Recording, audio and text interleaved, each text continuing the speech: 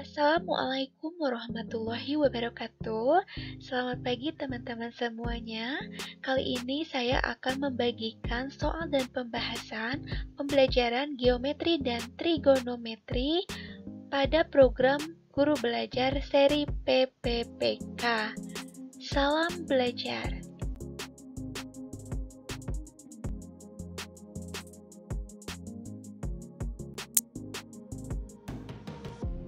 Kita mulai dengan soal nomor 1. Jika G memiliki dua titik potong pada bidang U, maka G ini adalah sebuah garis ya. Berarti di sini adalah kedudukan garis terhadap bidang. Oke, kita cek satu persatu ya. Multiple choice-nya. Di sini ada garis G sejajar dengan bidang U. Seperti apa garis sejajar bidang? Sebuah garis dikatakan sejajar bidang jika garis dan bidang itu tidak memiliki satupun titik persekutuan. Nah, sedangkan di sini garis G ini memiliki dua titik potong atau persekutuan, maka garis G sejajar dengan bidang U itu kurang tepat. Kemudian yang B, garis G tegak lurus dengan bidang U. Kalau yang tegak lurus itu berarti tidak ada pada bidang U, sementara di sini dua titik potongnya itu terletak pada bidang U. Berarti poin B juga kurang tepat. Garis G berpotongan dengan bidang U. Nah, kita lihat garis memotong atau menembus bidang. Berarti untuk yang poin C ini berlaku untuk pilihan C dan pilihan E. Yang ini berpotongan, yang ini menembus bidang. Sebuah garis dikatakan memotong atau menembus bidang jika garis tersebut dan bidang hanya memiliki sebuah titik persekutuan. Titik persekutuan ini dinamakan titik potong atau titik tembus. Nah, berarti di sini kurang tepat juga karena si garis G ini memiliki dua titik potong persekutuan, sedangkan untuk memotong atau menembus itu hanya memiliki satu titik persekutuan. Jadi untuk C kurang tepat, E juga kurang tepat. Nah, yang D gimana? Garis G terletak di bidang U. Kita lihat yang terletak di bidang itu. Sebuah garis dikatakan terletak pada bidang jika garis dan bidang itu sekurang-kurangnya memiliki dua titik persekutuan. Sudah betul ya? Sudah jelas? Berarti garis G terletak di bidang U. Ini yang betulnya. Ya, jawabannya garis G terletak di bidang U. Kita ke soal nomor 2. A dan B adalah dua buah lingkaran yang saling bersinggungan satu dengan yang lain di luar, seperti tampak pada gambar ini. Kita tahu di sini ada dua buah lingkaran, yang kecil dengan yang besar, saling bersinggungan, di luar ya bersinggungannya. Kemudian di sini untuk lingkaran kecil, jari-jarinya 2 dan lingkaran besar, jari-jarinya 3. Yang ditanyakan, berapakah luas daerah lingkaran dengan diameter AB? Nah, dari AB ini kita buat diameter sebuah lingkaran baru, kebayang ya? Nah, jadi luas daerah lingkaran tersebut berapa yang ditanyakannya? Oke, kita tuliskan dulu tadi diameternya AB, berarti jari-jari yang kecil dengan jari-jari yang besar kita tambahkan ya. 2 ditambah 3 jadi 5. Nanti lingkaran yang baru diameternya adalah 5. Kemudian luas lingkaran yang diketahui diameternya adalah 1/4 dikalikan pi dikalikan d kuadrat atau diameter kuadrat. Oke, kita tinggal substitusi saja. Di sini diameternya adalah 5, sehingga 1/4 dikali pi dikali 5 kuadrat. 5 kali 5 25. 25 kali 1/4 25/4 pi. Karena di sini di pilihannya masih ada pi-nya. Hingga diperoleh 25/4 pi untuk luas lingkaran yang baru berdiameter AB. Jawabannya adalah A. Kita ke soal nomor 3. Berikut ini yang bukan fase-fase pembelajaran berbasis masalah adalah. Nah, ini mana yang tidak merupakan fase-fase pembelajaran berbasis masalah? Kita cek. fase pembelajaran berbasis masalah, problem based learning. Di sini ada fase-fasenya, kita cek satu persatu. Untuk yang poin A, mengembangkan dan menyajikan hasil karya dan memamerkannya. Apakah ada di sini? Ada ya, ini mengembangkan dan menyajikan hasil karya. Kemudian poin B, analisis dan evaluasi proses pemecahan masalah. Apakah ada? Ternyata ada di sini, menganalisis dan mengevaluasi proses pemecahan masalah. Poin C, guru mengorganisasikan peserta didik untuk belajar. Ada ya, mengorganisasi siswa untuk belajar.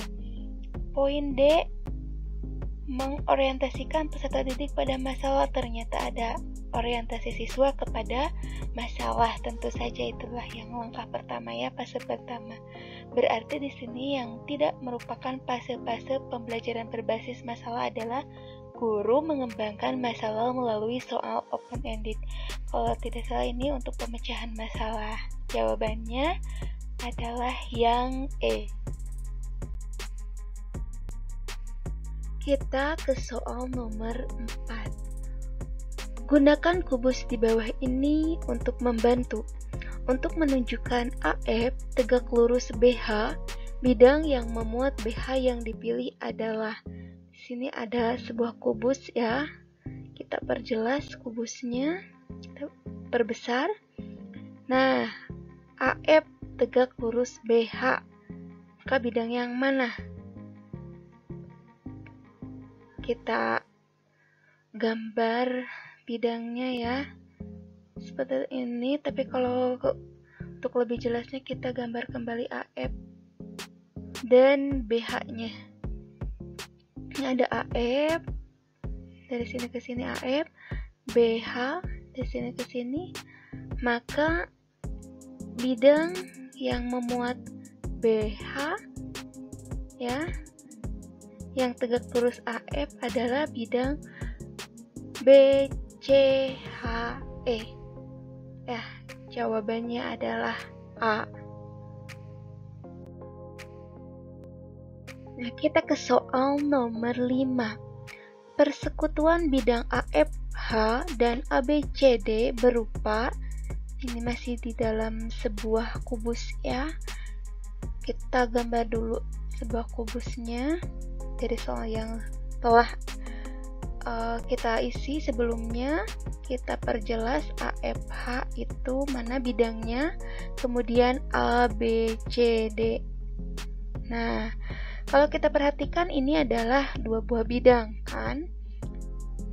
Persekutuan itu, ingat ya, akan berpotongan atau memiliki persekutuan jika kedua bidang itu tepat memiliki sebuah garis persekutuan. Ya, sudah jelas berarti ini adalah berupa garis. Nah, masalahnya sini ada ruas garis, ada garis. Kalau bidang berarti harus ruas garis. Lalu apa bedanya garis dengan luas garis? Kalau garis itu merupakan kumpulan atau himpunan dari beberapa titik saja ya. Sedangkan ruas garis adalah bagian dari garis yang dibatasi oleh dua titik dengan ujung yang letaknya berbeda. Nah, di mana si ujung tersebut memuat seluruh titik pada garis. Jadi kalau ini seluruh titik pada garis. Jadi kalau bidang dengan bidang harus keseluruhan titiknya yang memuat pada garis itu. Jadi yang lebih tepat adalah B, ruas garis. Soal nomor 6. Perbandingan volume HABFE dan HBCGF pada balok ABCDEFGH ada berapa banding berapa? Nah, karena kalau kita membayang-bayangkan saja itu akan sedikit sulit, maka untuk mempermudah kita gambar ulang. Kita yang pertama dulu untuk HABFE, itu mana bangunnya ya? Nah, ini adalah HABFE. Kalau kita hubungkan seperti ini bangun ruangnya ya, lebih mudah, lebih bagusnya lagi kalau bisa dibuat diwarnai semua ya, jadi kelihatan seperti apa. Tapi ini sengaja supaya ruangnya itu lebih kelihatan gitu, lebih transparan. Yang kedua sekarang bidang H, B, C, G, F. Nah, seperti ini. Kalau kita perhatikan sebenarnya H, A, B, F, E dengan H, B, C, G, F itu merupakan bangun ruang yang sama.